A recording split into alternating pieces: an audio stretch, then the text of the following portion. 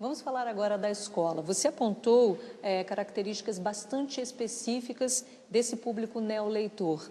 O que essas questões exigem das propostas pedagógicas formuladas nas escolas? Vou dar dois exemplos que eu acho muito interessantes.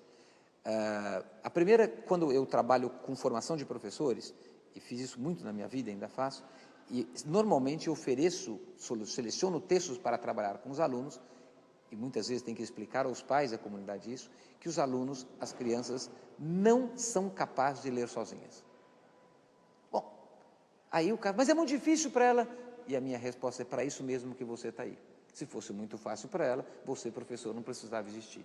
Então, a escola é o lugar do difícil mediado, né? Do difícil dirigido, do difícil que vai se tornar possível, né? E não do lugar do já possível, do já estabelecido. Então, é um lugar de grandes desafios. De novo, é possível ler Ítalo Calvino, Machado, Alencar, Clarice no primário, nas séries iniciais da escola. Pegue depoimentos de pessoas que são chamados grandes leitores, ou você vai ver, a história da vida deles sempre tem pessoas adultas que tiveram uma intervenção fundamental na formação deles.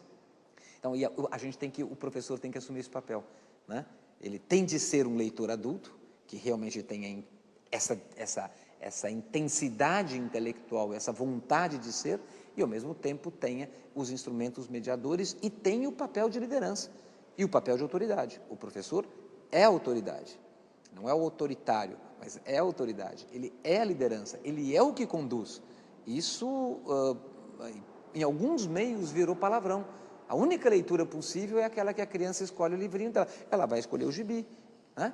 Qualquer criança pequena vai pegar o doce fácil, porque é natural, faz parte um pouco desses gostos que se impõem do senso comum desde fora.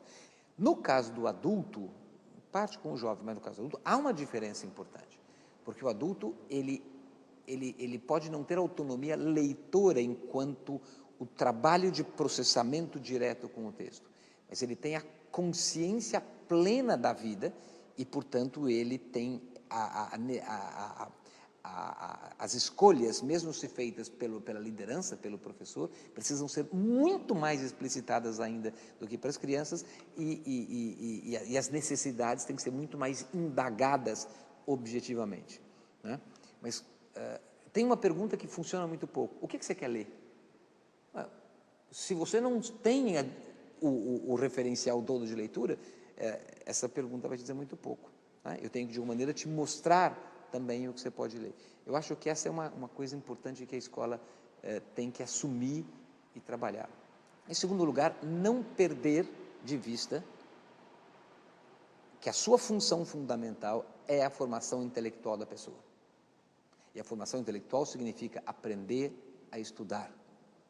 Estudar, a gente aprende na escola. Estudar supõe disciplina, organização, planejamento, o que, de novo, não quer dizer autoritarismo. Você só cria desta maneira. A criação supõe essas coisas. Então, é ensinando a estudar é que eu posso também ensinar ao ato da livre escolha, não é? Quase todas as pessoas que em promoção de leitura falam da livre escolha são pessoas muito bem formadas que podem escolher.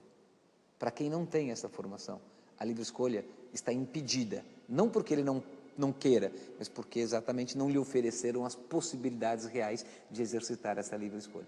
Daí a importância da escola assumir o seu papel formador e de liderança e de condução.